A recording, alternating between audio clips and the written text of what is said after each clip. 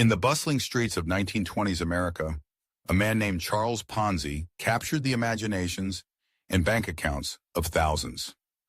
The world was rebounding from war, optimism was in the air, and fortunes seemed ready to be made by anyone with a spark of ingenuity. Into this hopeful backdrop stepped Ponzi, an Italian immigrant with big dreams and even bigger promises. He claimed to have discovered a surefire way to turn ordinary savings into extraordinary wealth, and he was more than ready to share it.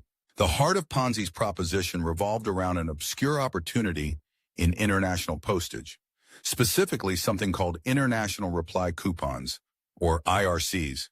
These were essentially government-issued vouchers designed to facilitate international correspondence, a necessity in an increasingly interconnected world.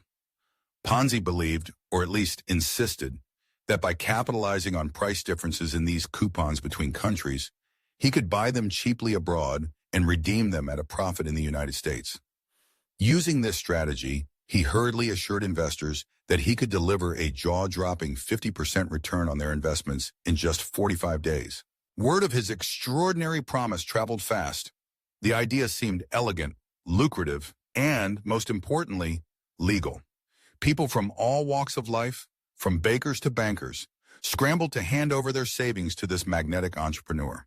Investors saw immediate rewards, as early participants received precisely the profits they'd been promised, fueling further demand.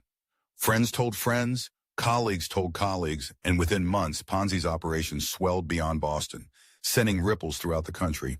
But beneath the surface, nothing was as it seemed.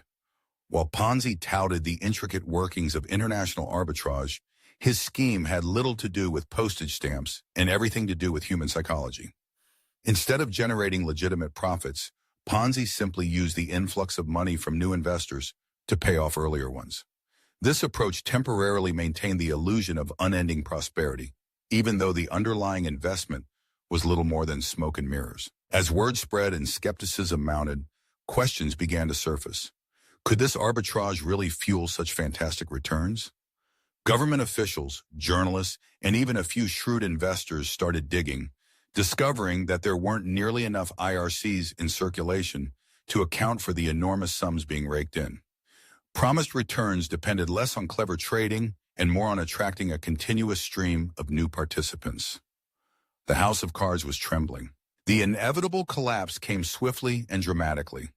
Alarmed investors raced to withdraw their funds, exposing the simple truth that there was nowhere near enough money to go around. In the ensuing panic, Ponzi's empire crumbled almost overnight, taking with it the hard-earned savings of thousands. The losses were monumental, and lives were forever changed.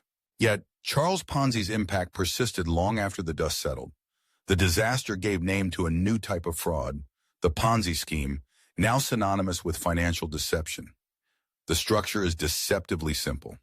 Promise high returns, pay old investors with new money, and keep the illusion alive for as long as new money flows in. Even decades later, this blueprint continues to resurface in scams around the globe, ensnaring those eager for quick and guaranteed profits. Ponzi himself spent years shuffling through courts and prisons, haunted by his own notorious legacy. His name became a cautionary symbol warning generations that if something sounds too good to be true, it probably is.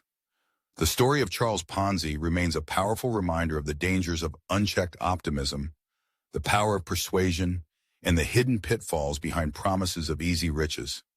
Even today, vigilant investors everywhere heed the lesson first taught by a man and his postage stamps, a lesson that continues to echo through the halls of financial history.